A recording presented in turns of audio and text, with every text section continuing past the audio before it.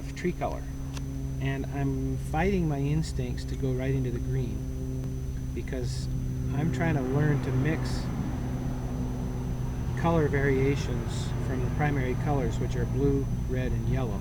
Right. So I'm going to resist dipping into this green here, and I'm going to mix, I'm going to use this ultramarine blue, and the paint's been on here for a while, so it's got a crust. I was going to ask you about that. We've been out here a long time talking. Does that do anything to these colors? I put this paint on a week ago Friday, for a painting event that I was in on Saturday. Oh, and it lasts that long. So I'm still using the same paint, and I can use the same paint at 0 degrees in the winter. Wow.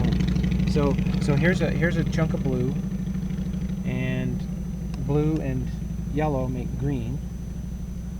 So and then this stuff in here is sort of an offshoot of yellow.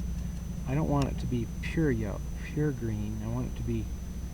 There's also other colors in here, so I'll start off with this. So obviously, almost an infinite amount of color possibilities. Yeah, and the intermixtures, like putting on green here, is just a time saver, or putting on these other colors, because I can mix those from the primary colors, and I'm trying to get to be a good enough artist to be able to do that just spontaneously.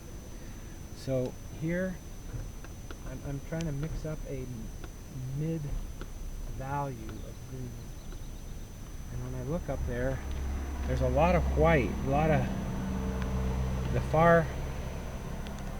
far ones are a sort of a duller green than the close ones. The close ones are a more brilliant green, so I'm trying to create distance.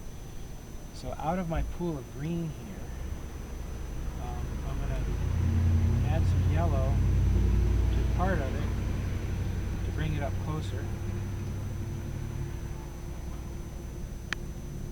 I have to get some more yellow out, and I'm gonna add a little bit more of this ochre color. I notice you look up to the landscape or the subject quite a bit, just to. Yeah. I look, and the reason I have my easel turned for 90 degrees is so that I'm not looking up like this and just copying.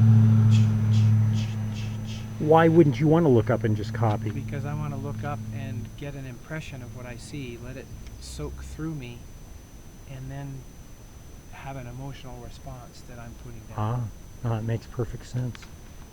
So now, I want, one of the things I want to do, and we could talk about whether that's a good subject part of the painting or not. I'm going to take some darks and make a pathway of dark for the eye to carry up there.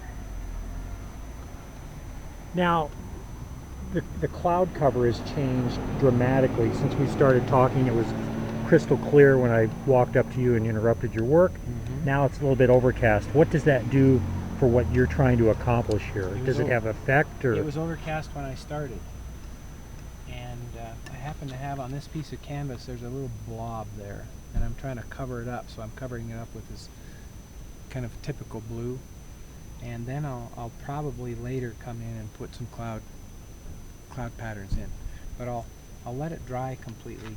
I don't want that to distract me. I want to focus in on this, and then when it's dry, I can go put something on top of it, and if I don't like it, I can just wipe it right off. Fair enough.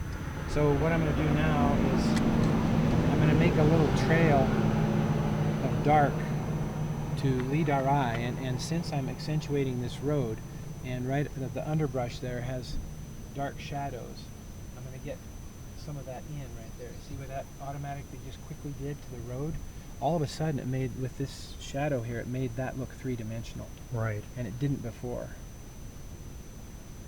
So there goes the road, and I've got some of that dark in here, this underbrush, and I've got a little bit back in here. This will build dimension for me.